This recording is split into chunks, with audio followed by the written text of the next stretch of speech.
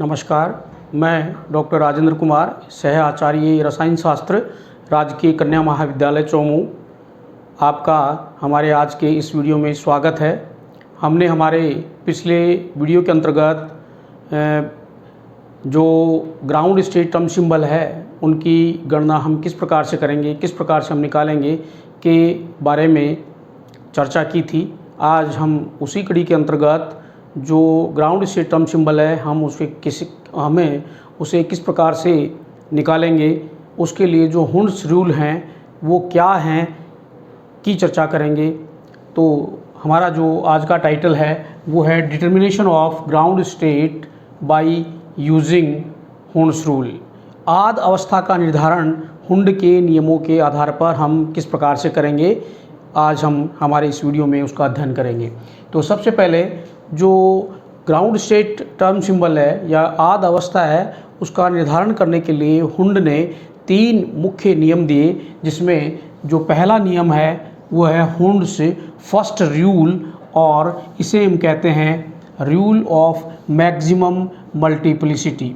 Rule of maximum multiplicity.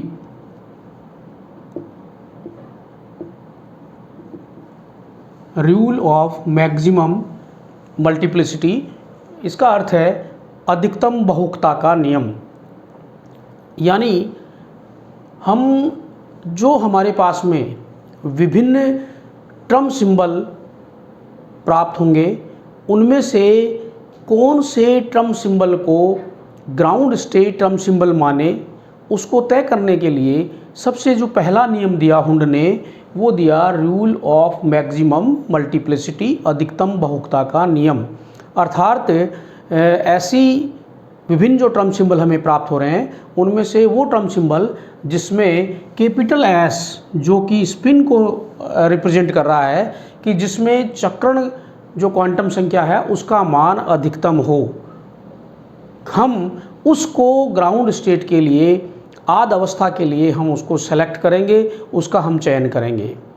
क्यों करेंगे? क्योंकि उसमें इलेक्ट्रॉनों के बीच में जो वैद्युतीय प्रतिकर्षण होगा वो न्यूनतम होगा और वो ग्राउंड स्टेट को रिप्रेजेंट करेगी।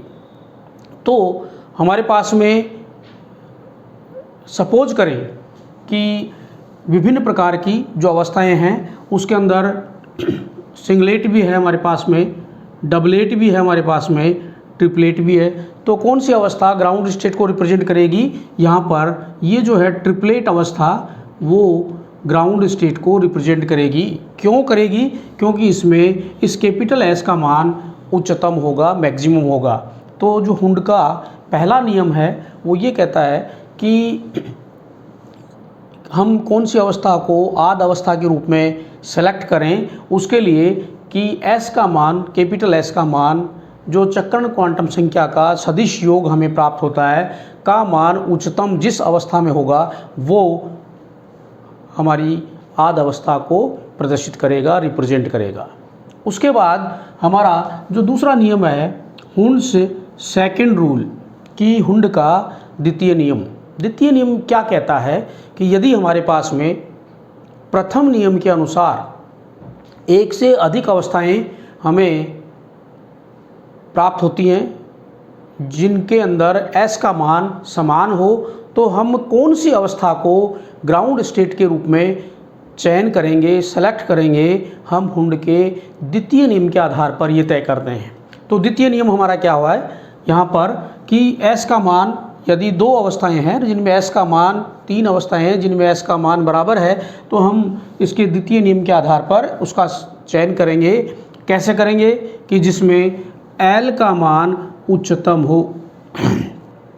कक्षीय जो क्वांटम संख्या है कैपिटल एल, सदिश योग स्मॉल एल जो है उसका सदिश योग, तो इसका हम चयन करेंगे कि जिसमें उसका मान अधिकतम हो।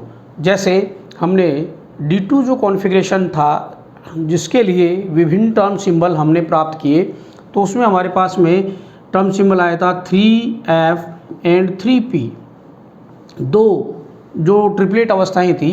तो इनमें देखिए एस का मान दोनों ही अवस्थाओं में समान है, ट्रिपलेट है, दोनों ही अवस्थाएं एस का मान दोनों में बराबर है।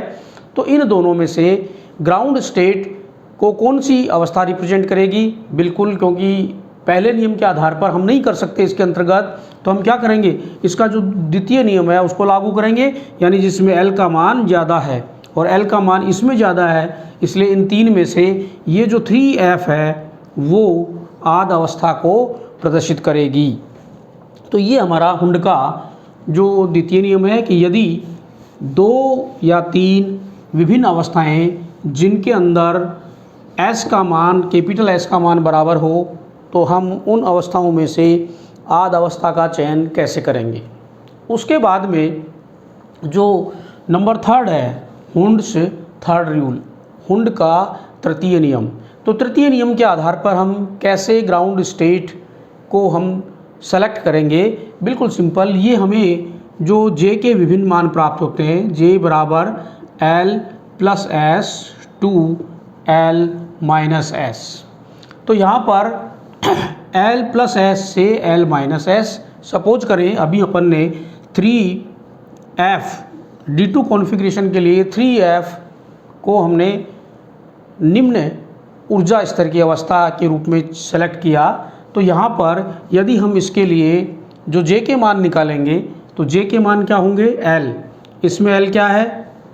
0, जैसा अपन करते हैं कि 0 1 2 3 S P D F, यानी कि L का मान इसमें 3 है।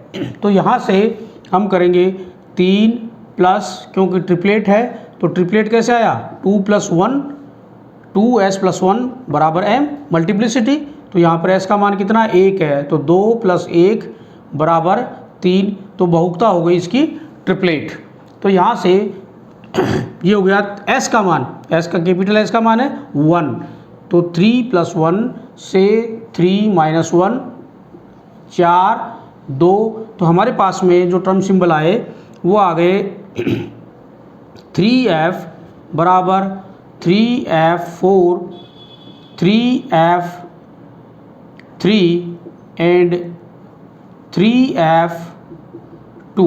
ये जो तीन हमारी जो अवस्थाएं आई कि 3F अकॉर्डिंग टू J के वैल्यू के मान के आधार पर ये 3 भागों में, क्योंकि ट्रिपलेट है तो 3 भागों में विभक्त हुई अवस्था, तो 3F4, फिर उसके बाद में नेक्स्ट आ गया 3F3, फिर आ गया 3F2। हमें तय करना है कि इनमें से ग्राउंड स्टेट कौन सी अवस्था होगी। तो ग्राउंड स्टेट की अवस्था होने के लिए इसमें मुख्य रूप से 4 बिंदु दिए गए थे। हम उनके बारे में तय करें कि उनके आधार पर कि इनमें से कौन सी ग्राउंड स्टेट को रिप्रेजेंट करेगी। तो पहला जो बिंदु था वो हमारा इस प्रकार से था कि यदि आपका कोश आधे से कम भरा हुआ है तो क्या होगा?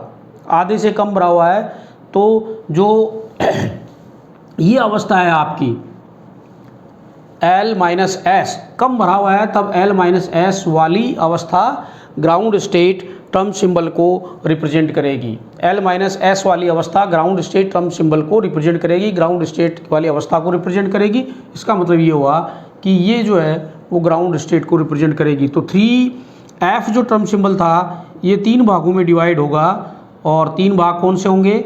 3F2 3F3 और 3F4, अर्थात ये जो है इस तीसरे नियम के आधार पर 3F2 ग्राउंड स्टेट वाली अवस्था होगी, सबसे निम्नतम अर्थात सबसे स्थायी इसकी स्पेक्ट्रोस्कोपिक अवस्था होगी। उसके बाद में पहला नियम था आपका कि इसके अंतर्गत जब आधे से कम भरा हुआ हो। दूसरा नियम हो गया कि यदि आपका आधे से ज़्यादा भरा हुआ हो तो इस केस में ये L प्लस S वाली अवस्था जो होगी वो ग्राउंड स्टेट टर्म सिंबल को रिप्रेजेंट करेगी। उसके बाद कि यदि आपका आधा ही भरा हुआ हो, तो आधा भरा हुआ हो तो उस केस में क्या होगा कि उस आधे भरे हुए वाली स्थिति के अंदर कौन सी अवस्था ग्राउंड स्टेट टर्म सिंबल को रिप्रेजेंट करेगी? वो होगी आपकी, क्योंकि अगर आधा भरा हुआ है तो उसके अंदर L बराबर 0 होगा, तो J के मान क्या होंगे? J बराबर 0 प्लस J बराबर S। तो जो S का मान होगा वो उसकी ग्राउंड स्टेट टर्म सिंबल को रिप्रेजेंट करेगा। सपोज करें हमारे पास में इस प्रकार से 3 इलेक्ट्रॉन इसमें भरे हुए हैं, तो इसके लिए यदि हम ग्राउंड स्टेट टर्म सिंबल निकालें तो क्या होगा इसके अंतर्गत, देखिए S बराबर 3/2 और M बराबर इसको 3/2 2 + 1, तो ये हो गया बराबर 4। और इसके क्योंकि L बराबर क्या हो गया, L बराबर 0, L बराबर होगा आपका 0 और 0 के लिए हम करते हैं S, तो ये हो गया 4S। अब इस 4S के लिए आपको इसमें जो टर्म सिंबल निकालना है आपको वो क्या होगा, अगर आधा बराबर तो J बराबर S होगा, तो S बराबर क्या हुआ 1, क्योंकि S का मान इसके अंदर आ रहा है 3/2, तो 4S 3/2 जो होगा वो इसका ग्राउंड स्टेट वाली अवस्था होगी, टर्म सिंबल होगा। उसके बाद यदि आपका पूरा भरा हुआ हो तो क्या होगा, पूरा भरा हुआ हो तो इस प्रकार की अवस्था होगी, तो इसमें क्या होगा, L बराबर भी 0 होगा और S बराबर भी 0 होगा।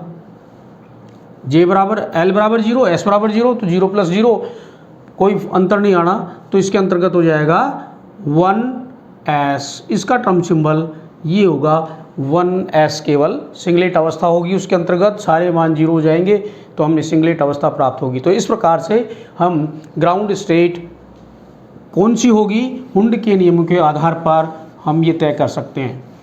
इसके बाद 2 छोटे छोटे उदाहरण जो आपने पहले लेके थे, जैसे P2 कॉन्फ़िगरेशन है, P2 कॉन्फ़िगरेशन फॉर कार्बन के लिए जो P2 कॉन्फ़िगरेशन है उसके लिए यदि हमने इससे पहले टर्म सिंबल निकाले थे तो उसमें हमें प्राप्त हुआ था 1S 1D एंड 3P। तो इनमें से हमें इनको अरेंज करना है, बिल्कुल सिंपल P2 कॉन्फ़िगरेशन। तो इसके लिए हमें जो टर्म सिंबल प्राप्त हुए 2 प्राप्त हुए, कौन से हुए 2, ये 3 प्राप्त हो रहे हैं, तो 3 को आप बनाइए इस प्रकार से। तो सबसे पहले कौन सा होगा, जो आध अवस्था को रिप्रेजेंट करेगा वो होगा 3P।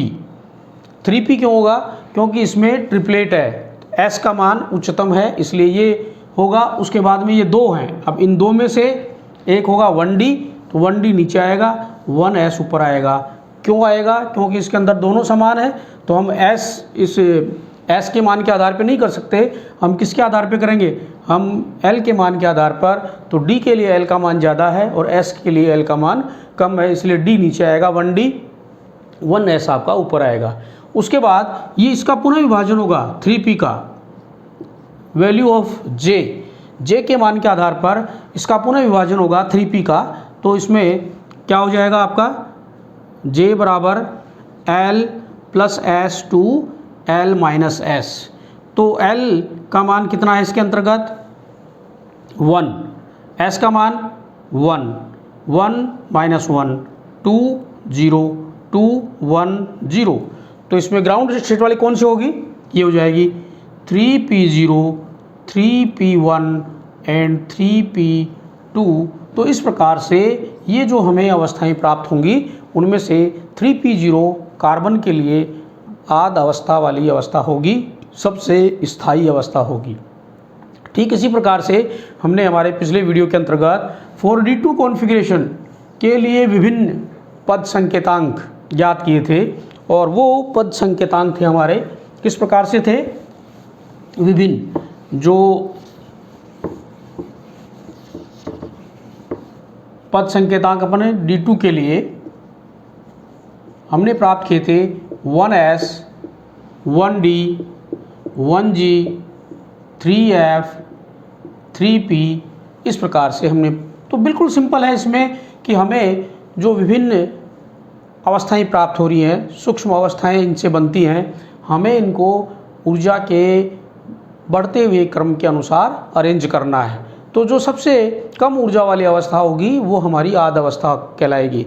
तो सबसे पहला बिंदु तो ये हुआ कि इनमें से ये सिंगलेट हैं, ये ट्रिपलेट हैं, तो S का मान इस ट्रिपलेट में ज़्यादा है, इसलिए ट्रिपलेट जो अवस्था है वो मोर स्टेबल होगी।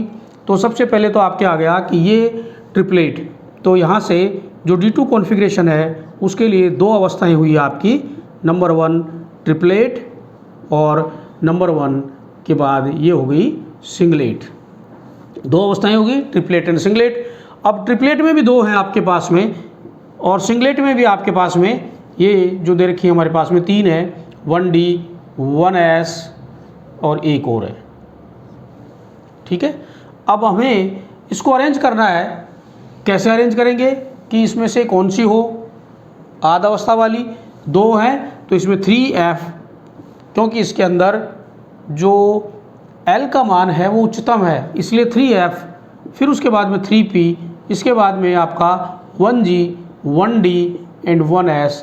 इस प्रकार से हम इसको अरेंज करेंगे और उसके बाद इसमें से पुनः यदि हम J का मान निकालेंगे, J बराबर L plus S2 L minus S, just इससे पहले मैंने निकाला है, तो ये हो जाएगा F है इसके अंतर्गत, तो 0 1 2 3, तो ये हो गया 0 1 2 and 3 S P D and F, तो ये हो गया 3 प्लस S का मान 1 3 माइनस 1 4 एंड 2 4 3 2, तो यहाँ पर हो जाएगा 3F2 3F3 3F4। क्यों किया हमने? हुंड के तीसरे नियम के अनुसार कि इसके अंतर्गत आधे से कम भरा हुआ है तो L माइनस S वाली अवस्था आधा अवस्था को रिप्रेजेंट करेगी। ठीक इसी प्रकार से इसका 3 भागों में होगा, तो 3P0 3P1 एंड 3P2। तो इस प्रकार से हम आध अवस्था का निर्धारण कर सकते हैं।